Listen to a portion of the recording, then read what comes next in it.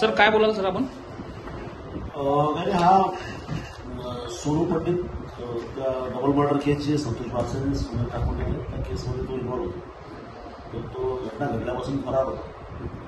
तर बाकी काही अर्घटक झाले असून 1-2 आरोपी फरार आहे. याला आम्ही शोधत होतो बऱ्याच दिवसापासून. तर त्याची आता आज माहिती मिळाली होती की तो इथं कृषी उत्पन्न बाजार समितीच्या भागात नातेवाईकांना भेटायला येणार आहे. त्यांचे पैसे विषय सगळे थोडेसे अडचणी निर्माण झाले तर नातेवाईकांची व्यवस्था करण्यासाठी येणार अशी माहिती मिळाल्यावर मग आम्ही आमचा स्टाफ पाठवला आणि रात्री 11 वाजता सुमारास तो बरोबर आला. त्याला ताब्यात घेतलं त्याला.